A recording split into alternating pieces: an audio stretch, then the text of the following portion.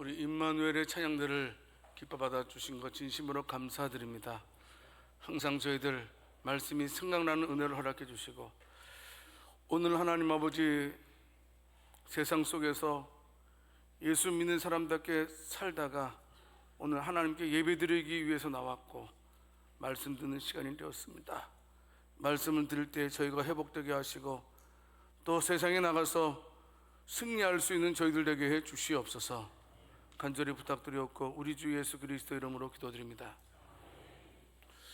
우리가 계속해서 로마서를 보고 있는데 로마서 1장 1절에서 17절까지의 짧은 본문에서도 복음이라는 말이 무려 7번이나 사용되고 있는 것을 확인했습니다.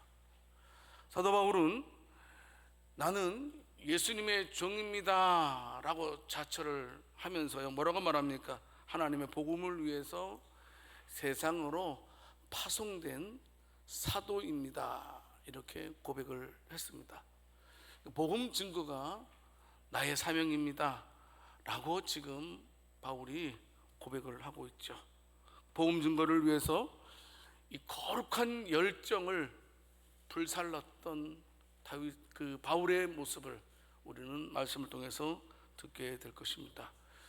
그래서 로마서 1장 15절 말씀을 통해서 보게 되면 말하고 있습니다. 나는 할 수만 있는 대로 복음 전하기를 원한다. 할 수만 있는 대로, 기회가 주어진다면 할 수만 있는 대로 내가 복음을 전하겠다라고까지 고백을 한 바울입니다. 사실 로마서는 로마 교회 교인들에게 쓴 편지입니다.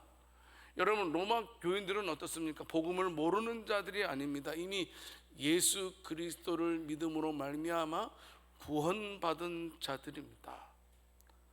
하지만 바울은 어떻습니까? 복음은 믿는 자들에게 주시는 하나님의 능력이라는 사실을 계속해서 선포하고자 했습니다. 로마서 1장 17절 말씀을 통해서 보게 되면 로마서의 전체 주제인 하나님의 의에 대해서 말씀해 주고 있습니다. 성도 여러분, 그러면 이미 복음을 들은 로마 교회 교인들이 다시 복음을 들을 필요가 있겠느냐 하는 겁니다. 한마디로 말한다면 바울은 뭐라고 말씀하고 있냐면 계속해서 복음을 확인시켜야 된다. 날마다 복음을 되새김질을 해야 된다 이렇게 말씀을 하고 있다라는 사실입니다. 우리가 예수님을 믿음으로 말미암아 구원받은 것 사실입니다. 하지만 계속해서 저와 여러분들도 복음에 대해서 항상 생각하고 복음의 은혜를 누리면서 살아가야 됩니다. 왜 그렇습니까?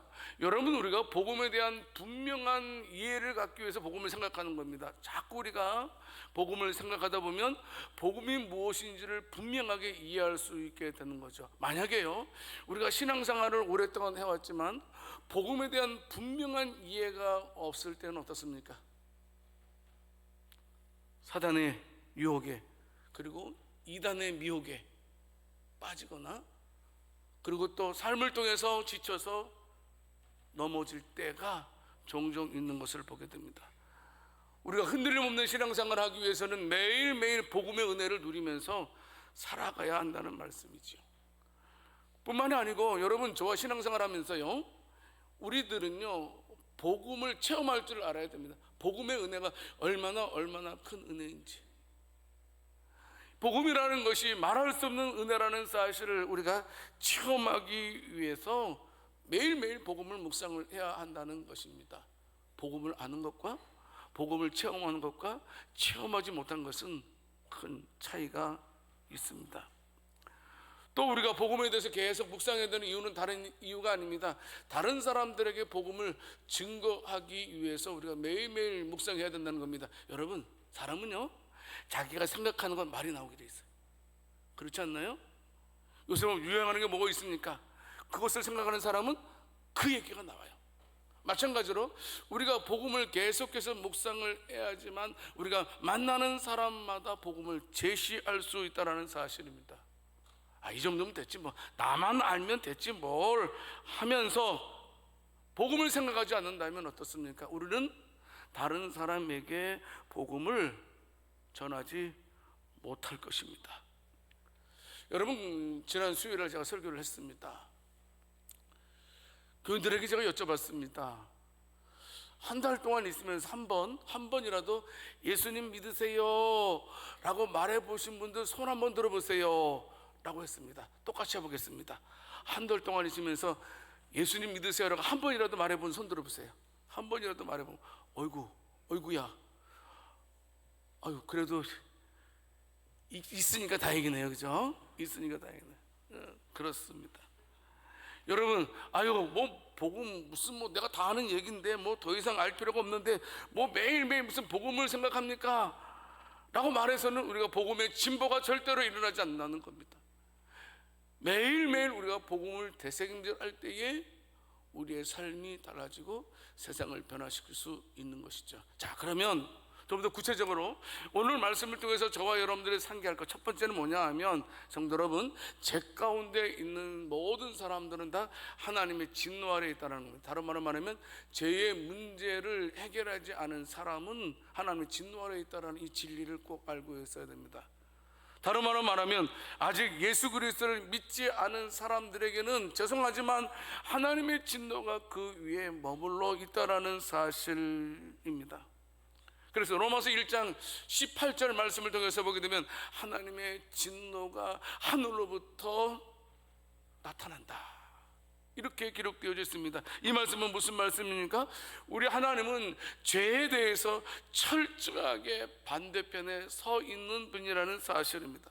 우리 하나님은 죄와 어울리지 아니하는 분이라는 사실입니다. 그래서 우리 하나님은 죄와 죄인들에 대해서는 분명하게 거룩한 분노, 맹렬한 분노를 행하시는 분이라는 사실이지요.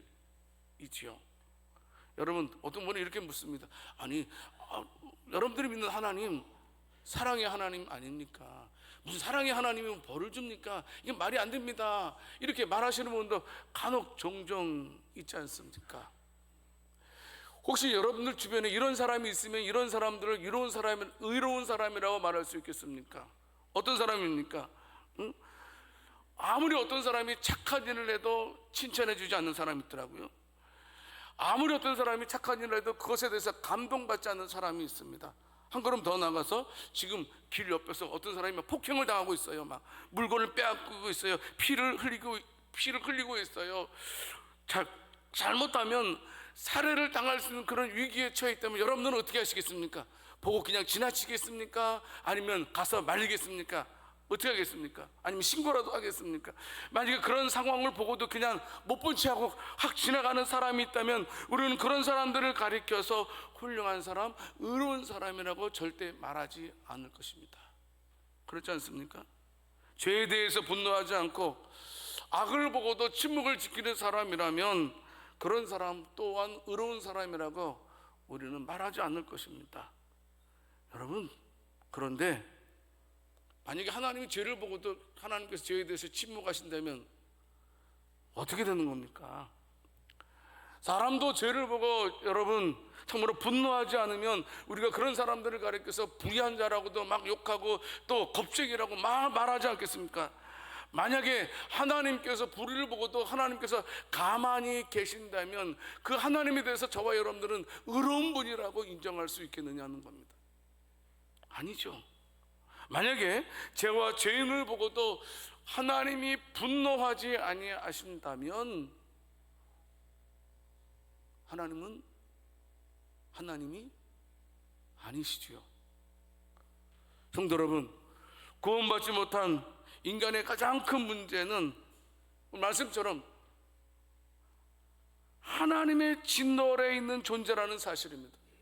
누구든지 간에 죄의 문제를 해결하지 않는 사람들은 누구든지 간에 어떤 사람이든지 간에 하나님의 진노 아래에 있다고 가리키는 것이 바로 성경입니다. 하나님이 모든 불신자들에게 맹렬한 분노를 가지고 있다는 사실이 인간이 처한 가장 처절한 오늘 현실이라는 사실입니다.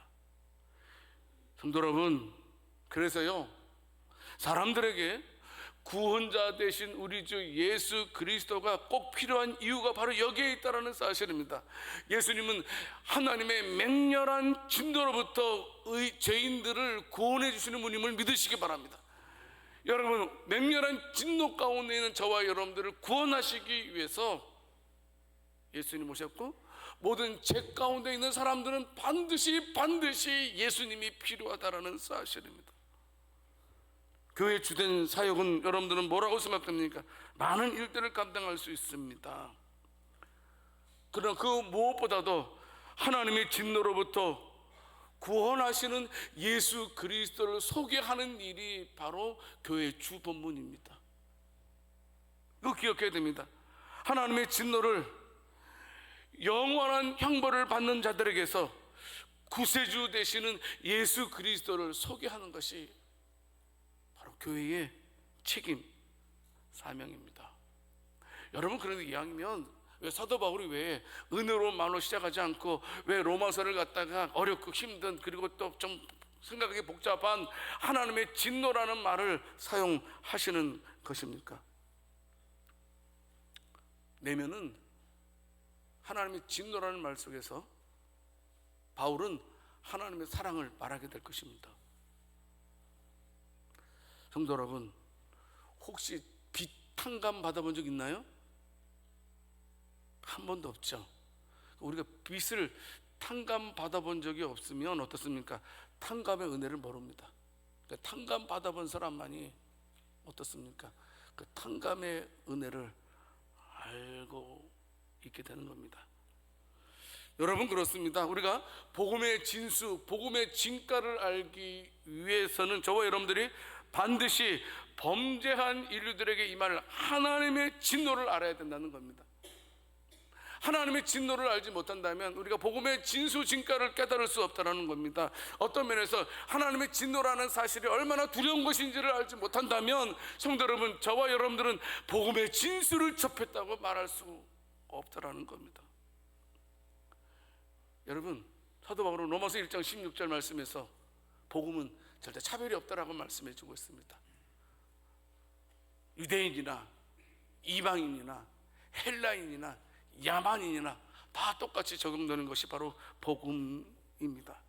여러분, 우리가 성경을 찾아보게 되면 이스라엘 백성들 어떻습니까? 이스라엘 백성들 참으로 하나님께서 특별히 택함받은, 택해준 민족이잖아요. 그렇죠? 사실 이스라엘 백성만큼 하나님의 은혜를 많이 받은 백성이 어디 있겠습니까? 많은 여러분, 그런 이스라엘 백성들에 대해서 하나님이 한 번도 그들의 죄에 대해서 눈 감아 준 적이 있느냐는 겁니다. 없었습니다. 여러분, 이스라엘의 역사라는 것이 무엇을 말합니까? 성경의 역사가 어떤 역사입니까? 그 역사는 바로 선민의 범죄로 얼룩진 죄의 역사, 그거였습니다. 그래서 우리가 성경을 읽어보게 되면 범죄로 인하여서 얼룩진 그들이 철저하게 하나님의 징계를 받았다는 이야기가 기록된 것이 바로 구약의 이야기입니다. 여러분, 한번 읽어보십시오. 이스라엘 백성들이 하나님의 진노를 안 받은 적이 없었다라는 사실입니다. 이스라엘 백성들은 역사가 시작될 때부터 망할 때까지 끝없이 죄를 범했고 그 결과로 하나님의 진노를 받았던 민족입니다. 여러분, 지금의 이스라엘이 언제 독립한 거죠? 1948년 5월 14일입니다. 그 전까지는 이스라엘이 나라 없이 막 떠돌아다녔어요. 2000년 역사 가운데. 여러분, 그때 이스라엘 백성들이 그렇게 떠돌아다녔던 그 이유가 무엇이었습니까? 하나님의 진노를 받았기 때문입니다. 그러면 유대인들에 대해서 진노하셨던 그 하나님께서 이방인의 범죄에 대해서는 어떻게 하셨느냐 하는 겁니다. 여러분, 마찬가지입니다. 하나님은 절대로 이방인의 죄악까지도 침묵하시는 분이 아니라는 사실입니다. 뭐 노아의 홍수라든지, 여러분 소돔과 고모라를 보십시오. 그리고 또 우리가 선지서를 읽어보게 되면, 구약을 읽어보게 되면 어떻습니까? 수많은 제국들이 하나님께서 심판하시는 장면들이 많이 나오고 있습니다. 아수르도 멸망시키셨죠. 바벨론도 멸망시켰던 하나님, 모든 것들이 보여주는 것이 무엇입니까? 하나님은 제가 있는 그곳에는 반드시 하나님의 진노가 임하게 하시는 하나님의 의로움이 기록되어 있습니다. 왜? 하나님은 의로운 분이시기 때문에 죄는 절대로 용납하지 않는다는 겁니다. 하나님은 의로우시다. 근데 그 하나님의 의로우심은 과거에만 있었던 것이 아니고 현재에도 미래에도 계속된다라는 사실입니다. 왜 사도 바울이 복음을 전하지 않으면 안 된다고 생각했습니까? 다른 것 아닙니다. 왜 그가 온갖 위험과 좌절과 힘듦과 고통 속에서 여러분 유대인과 이방인, 헬레인과 야만인들을 불문하고 복음을 전했습니까? 하나님의 진노를 바라봤기 때문에, 진노가 얼마나 무서운지를 알고 있기 때문에, 진노에서 벗어나도록 하기 위해서. 세례 요한이 마태복음 3장 7절 말씀을 통해서 보게 되면 여러분 그 이 세상을 가리켜서 임박한 진노라고 설명하고 있습니다. 마태복음 3장 10절 말씀을 통해서 보게 되면 세례 요한은 이 임박한 진노를 어떻게 설명하고 있습니까? 이미 도끼가 나무 뿌리에 놓였다. 얼마나 좀 있으면 뿌리째 뽑히는 거라는 사실입니다. 여러분 하박국 3장 16절 말씀을 통해서 보게 되면 지금 하박국의 선지자가 하나님의 임박한 그 진노를 어떻게 설명하고 있습니까? 내 창자가 흔들리고 있습니다. 내 입술이 떨리고 있습니다. 내 몸이 내 초소에서 부들부들. 왜? 하나님의 진노가 얼마나 두려운 것이었으면 부들부들 떨고 있다라고 고백하고 있는 것입니다. 성도 여러분, 복음이 뭡니까? 이게 놀라운 겁니다. 이렇게 지금 우리가 떨 수밖에 없는 상황 속에서 하나님께서 우리에게 당신의 의의 옷을 입혀주셔서 하나님의 진노에서 우리를 옮겨주신 것이 바로 복음이라는 사실입니다. 여러분, 우리가 이것을 안다면 우리가 어찌 복음에 대한 감격이 없을 수 있겠습니까? 내가 마땅히 하나님의 진노를, 여러분 우리 죄인 아닙니까? 죄인이잖아요. 우리 죄인이잖아요. 마땅히 죄인이기 때문에 우리는 하나님의 진노를 피할 수 없어요. 그 무서운 하나님의 진노를. 근데 그 무서운 하나님의 진노를 어떻게 모면해 주셨어요? 예수 그리스도를 통해서. 하나님의 진노가 얼마나 무섭고 하나님의 은혜가 얼마나 큰지를 알게 된다면 우리는 감사를 잊을 수가 없다라는 사실입니다. 그래서 사도 바울이 열정적으로 복음을 전하는 거예요. 왜냐하면 하나님의 진노에서 한 사람이라도 더 건져내기 위해서, 다른 말로 말할게, 하나님의 의로움을 증명하기 위해서 한 사람이라도 구원하고 싶어서 사도 바울은 복음을 전하지 아니할 수 없었다라는 사실입니다. 성도 여러분, 하나님의 진노, 이것은 우리에게 무엇을 가르쳐주고 있냐면 복음의 진수가 얼마나 위대한지를, 얼마나 놀라운지를 우리들에게 가르쳐주고 있다는 사실입니다. 내가 받은 복음,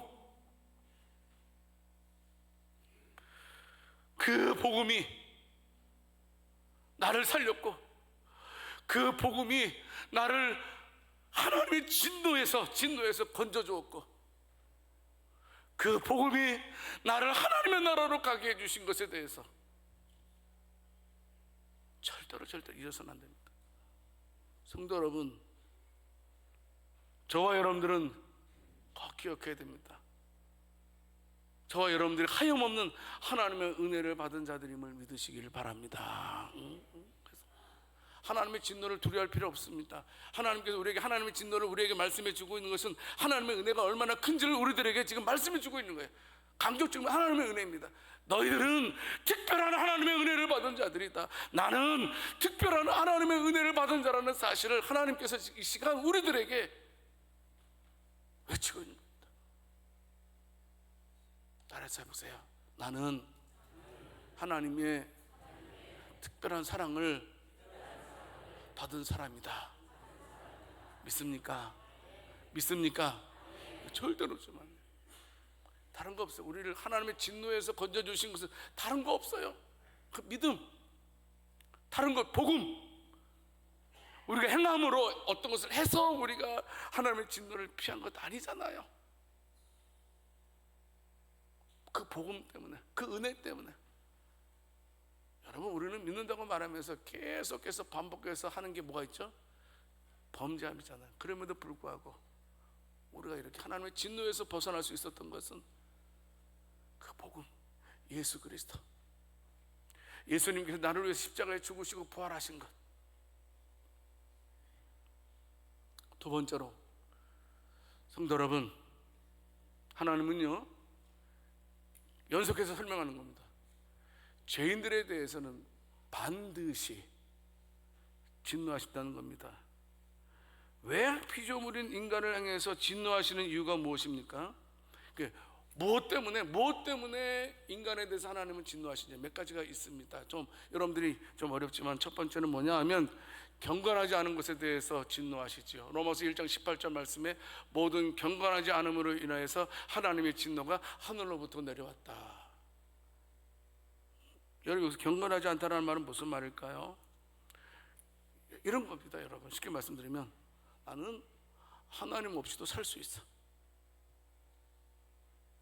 이런 게 바로 불경건한 거야. 나는 하나님 없이는 살 수 없어야 되는데 나는 하나님 없이도 잘 살 수 있어요. 하나님, 그러니까 내 인생에 개입하지 마세요. 하나님, 그러니까요 저는 하나님 없이도 살 수 있으니까 저한테 이래라 저래라 하지 마세요.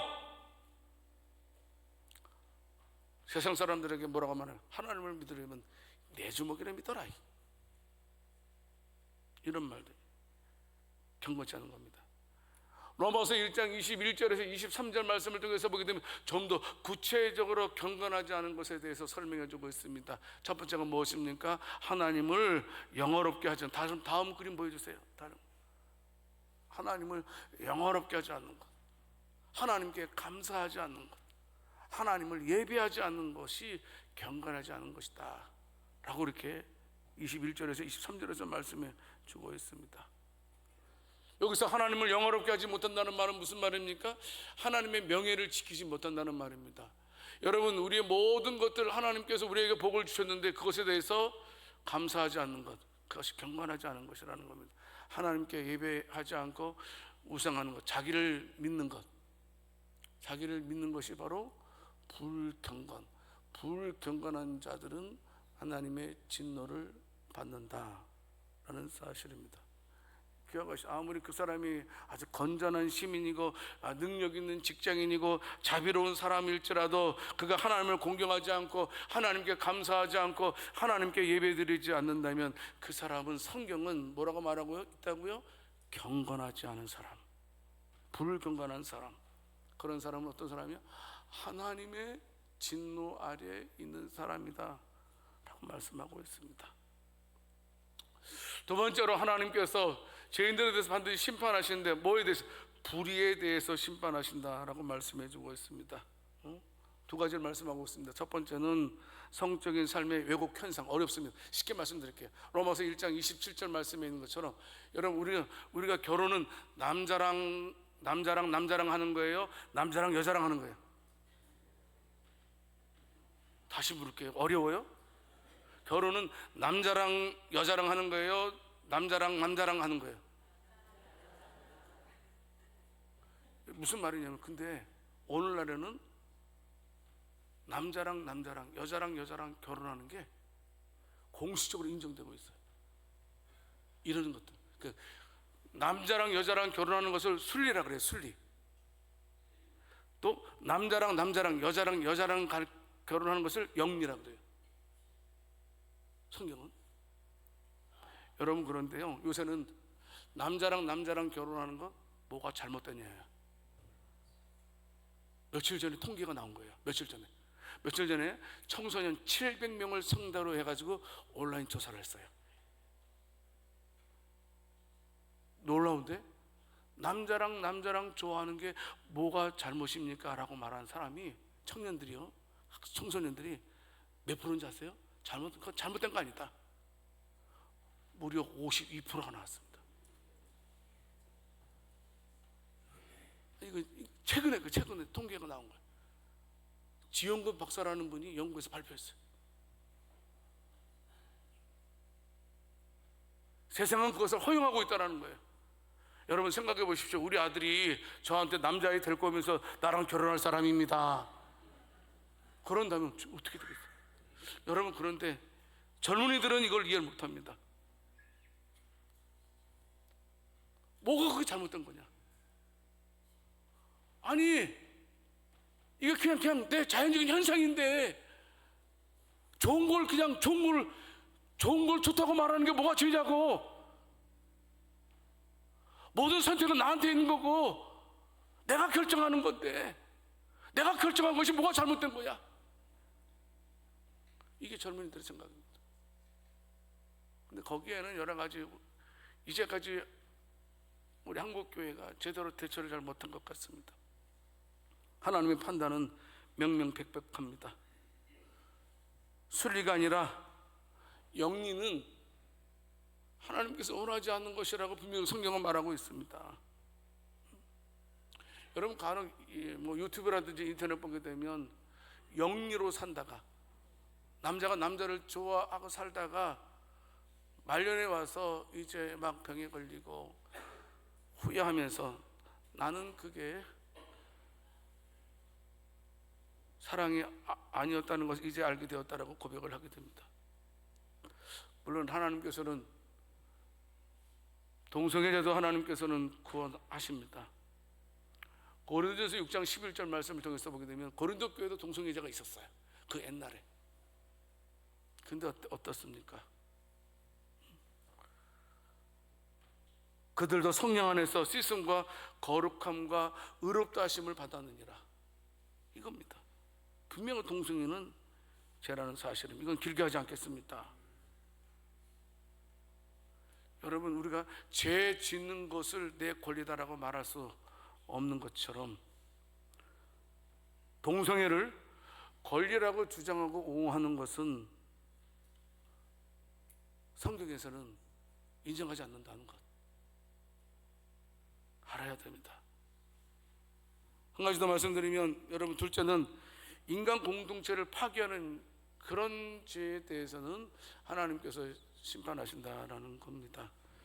로마서 1장 28절에서 31절 말씀, 긴 말씀입니다. 그런데 보게 되니까요, 여러분, 이 본문 딱 읽어보면서 여기에 나는 해당이 안 된다고 생각하는 사람 손 들어보세요. 여기 한번 쭉 보세요. 여기에 제목들이 쫙 소개되어져 있는데 나는 여기에 하나도 해당 안 됩니다. 손 들어보세요. 그래서 여기 있는 죄들이 어떤 거예요? 공동체를 파괴하는 죄악들이다. 이런 공동체를 파괴하는 죄를 범한 자들도 하나님의 진노를 피할 수 없다. 피할 수 없다라는 겁니다. 여러분, 오늘 본문 로마서 1장 24절, 26절, 28절 말씀, 3절 말씀을 통해서 똑같이 반복되는 단어가 있으면 내버려 두신다, 그냥 방치해 둔다, 방치해 둔다. 여러분, 하나님께서 지금 그 죄악 가운데 살아가는 자들을 버려두신다는 말씀은 무슨 말씀입니까? 그냥 지옥과 같은 삶이 되게 하신다는 겁니다. 그냥 방치하신다. 결국은 지옥이다. 여러분, 하나님 없는 삶은 지옥 아니겠습니까? 지옥이 어떤 거예요? 하나님 없는 곳이잖아요. 그러지 않겠습니까? 성도 여러분, 예수 믿는 저와 여러분들, 이제 우리가 로마서를 지금 계속해서 듣고 있습니다. 많은, 특별히 로마서의 말씀을 듣는 저와 여러분들은 하나님의 진노에 대해서 절대 잊어서는 안 된다고 생각됩니다. 나는 과연 어떤 삶을 살고 있는가? 혹시 내 인생은 하나님께 버려진 삶을 살고 있는가? 아니면 나는 하나님과 함께하고 있는가? 하나님과 함께하는 삶을 살고. 여러분, 우리가 율법 613가지를 다 지킬 수는 없어요. 네? 어느 누구도. 우리 장로님 신앙생활 잘 하시는데, 우리 장로님들 신앙생활 잘, 권사님 신앙 잘, 이분들의 율법을 다 지킬 수 있어요, 없어요? 없어요. 다 지킬 수 없는 거 우리가 알고. 그럼 무슨 말입니까? 하나님의 진노에서 벗어날 자 아무도 없다라는 사실입니다. 성도 여러분, 그런데요, 하나님의 의가 임하면 되는데요, 복음에 나타난 하나님의 의를 받는 방법이 뭐냐면, 다시 복음에 나타난 하나님의 진노를 피하는 방법이 뭐냐 말씀드리지만, 계속해서 말씀드리지만, 예수 그리스도를 구주로 믿는 것입니다. 이 믿음 외에는 다른 방법이 없다라는 사실입니다. 오직 믿음으로 믿음에 이르는 것이라는 사실입니다. 여러분, 분명하게 예수 그리스도를 구주로 믿는 사람은 죄 용서함을 받고 하나님의 진노가 없어지는 줄을 믿으시기를 바랍니다. 하나님의 진노가 없어지는 방법이 어떻게 그렇게 된 겁니까? 여러분, 예수님 십자가에 죽으셨잖아요. 그래서 내가 받아야 될 하나님의 진노를 몽땅 다 예수님께 하신 거예요. 내가 하나님의 진노를 받아야 되는데 그 진노를 다 예수님에게 하셔서 저와 여러분들을 하나님의 의로 구원해 주셨다라는 사실입니다. 그래서 이 사실을, 여러분, 다른 방법 없습니다. 여러분, 구약시대 때 어떻습니까? 이스라엘 백성들이 광야에서 얼마나 불평했는지 모릅니다. 그런데 하나님 어떻게 했어요? 불뱀을 확 풀어버렸어요. 불뱀이 사람들이 막 물어댔어요. 불뱀 물리고 다 죽게 되었어요. 살려주세요, 살려주세요. 하나님은 어떻게 했어요? 장대에 달린 구리뱀을 찾아봐라. 근데 어떻게 됐어요? 장대에 달린 구리뱀을 쳐다본 사람은 다 살아났어요. 뭐야? 장난치는 거야? 무슨 뭐 장대에 달린 구리뱀을 봐? 거기다가 그냥 된장을 바르는 게 낫지. 이런 사람은 어떻게 했어요? 다 죽었어.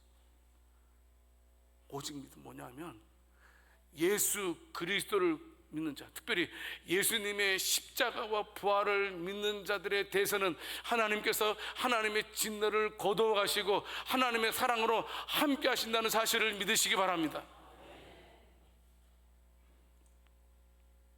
예수 그리스도를 통해서 우리들이 하나님 앞에서 특별한 사람이 되었다는 겁니다. 따라서 해보세요. 나는 하나님께 특별한 사람이야. 이런 자존감이 있어야 돼요. 이런 엉뚱한 자존감 말고요. 나는 하나님께 특별한 사랑을 받는 사람이야. 옆 사람에게 말씀하겠습니다. 당신도 하나님에게 특별한 분입니다. 해보세요.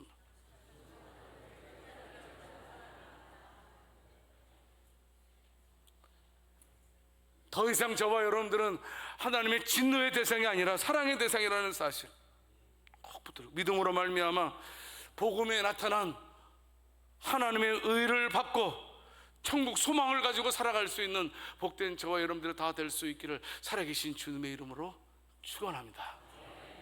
하나님 아버지, 어떤 일이 있더라도 우리를 향하신 하나님의 사랑에는 변함이 없음을 알게 되었습니다. 예수 그리스도의 십자가와 부활을 통해서 하나님의 의를 받게 되었고, 더 이상 우리가 하나님의 진노의 대상이 아니라 사랑의 대상인 것도 알게 해주신 것 감사합니다. 날마다 복음에 나타난 하나님의 의를 받고 천국 소망을 가지고 살아가는 우리들 되게 주옵소서. 우리 주 예수 그리스도 이름으로 기도드립니다.